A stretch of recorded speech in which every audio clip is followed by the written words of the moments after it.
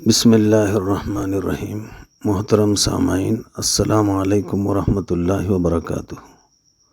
آج 8 رمضان المبارک کو ایک سوال کا جواب پیش کرنا مقصود ہے۔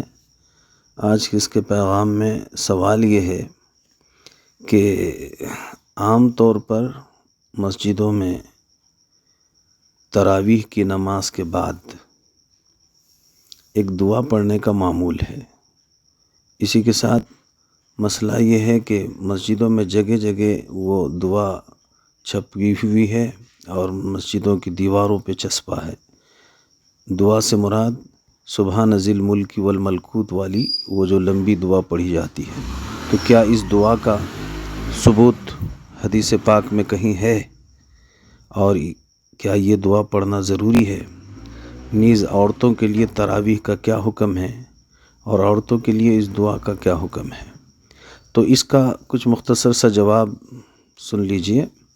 بات یہ ہے کہ تراویح میں ہر 4 رکعت کے بعد تھوڑی دیر بیٹھنے کو ترویحہ کہتے ہیں، اور اسی ترویحے کی وجہ سے تراویح کا نام تراویح ہوا ہے، اس لیے کہ جو بیٹھا جاتا ہے اس کا نام ترویحہ ہے، اور ترویحہ اس کے معنی آتے ہیں استراحت، یعنی راحت حاصل کرنا ہے۔ چونکہ 20 رکعتوں میں 5 ترویحے ہوتے ہیں، اس لیے اس کو بھی تراویح کہا جانے لگا ہے۔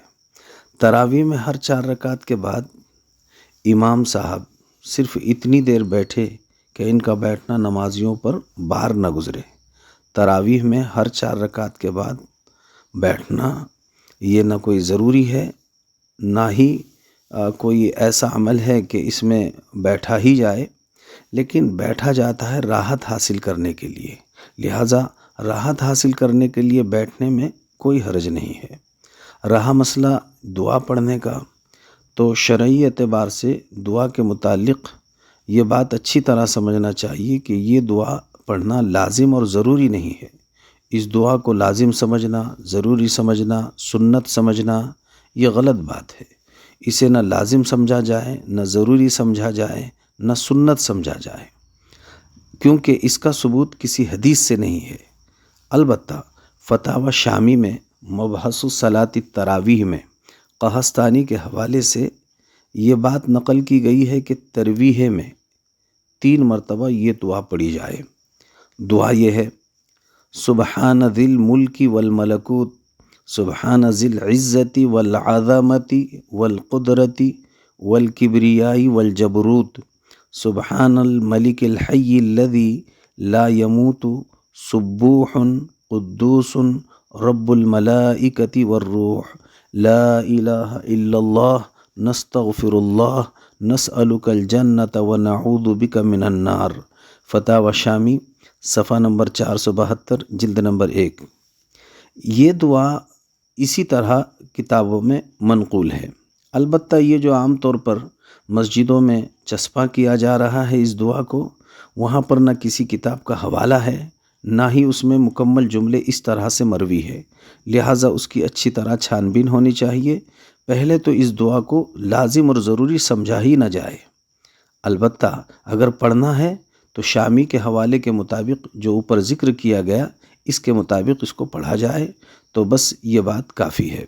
فتاوی دارالعلوم جلد نمبر 4 صفحہ نمبر 246 میں ہے: تراویح کے ترویحے میں یعنی 4 رکعت کے بعد نمازی کو اختیار ہے کہ تسبیح پڑھے یا کچھ رکعت نفل نماز پڑھے، اسے ہر طرح کا اختیار ہے۔ ہر 4 رکعت کے بعد مشروع اور مستحب ہے کہ تسبیح یعنی سبحان اللہ، تہلیل یعنی لا الہ الا اللہ اور درود شریف وغیرہ پڑھیں۔ در مختار میں ہے کہ اس وقت چپ بیٹھا رہے یا کلمہ پڑھے یا تلاوت کرے یا درود شریف پڑھے یا نفل نماز تنہا پڑھے۔ بہرحال یہ ساری چیزوں کی اس میں گنجائش ہے، اس میں اس دعا کو پڑھنا ہی لازم سمجھنا یہ صحیح نہیں ہے۔ فتاوی رحیمیہ میں ایک تفصیلی سوال کے جواب میں ہے: 4 رکعت کے بعد ترویحہ ہے اور اس میں اس قدر بیٹھنے کا حکم ہے کہ نمازیوں پر بار نہ گزرے، اور اس ترویحے میں اجتماعی دعا اور ذکر نہیں ہے۔ لوگ انفرادی طور پر جو چاہیں پڑھیں، چاہے تلاوت کریں یا نفل پڑھیں یا ذکر و اذکار میں مشغول رہیں یا درود شریف پڑھتے رہے یا خاموش بیٹھے رہے، سب جائز ہے۔ ایک چیز کا سب کو پابند بنا دینا شریعت کی دی ہوئی آزادی پر پابندی لگانا ہے۔ فتاوی رحیمیہ جلد نمبر 4 صفحہ نمبر 351۔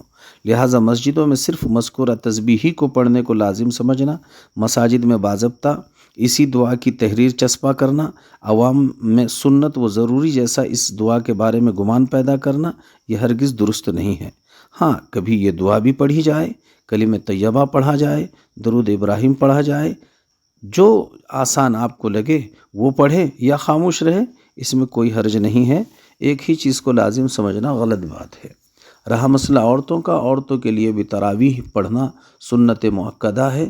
عورتیں بھی 2 رکعت سے 20 رکعت سنت تراویح پڑھیں، وہ بھی استراحت کے خاطر ہر 4 رکعت کے بعد ترویحہ کریں تاکہ ان کو بھی سکون حاصل ہو۔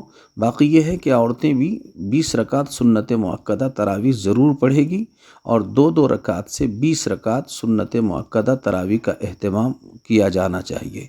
باقی عورتوں کی جماعت نہیں ہونا چاہیے، عورتوں میں عورت امام نہیں رہنا چاہیے، عورتیں پورے محلے کی کسی بھی جگہ جمع ہو کر تراویح کی نماز نہیں پڑھنا چاہیے۔ عورتوں کے حق میں یہ سارے معاملات غلط ہے۔ البتہ عورت اپنے گھر میں ہی، اس کا بیٹا ہے، شوہر ہے، بھائی ہے، حافظ قرآن ہے، تو گھر کی مستورات ان کے ساتھ ان کے پیچھے بالکل تراویح پڑھ سکتی ہے، اس میں کوئی حرج کی بات نہیں۔ اللہ شریعت کا ہم سب کو پابند بنائے۔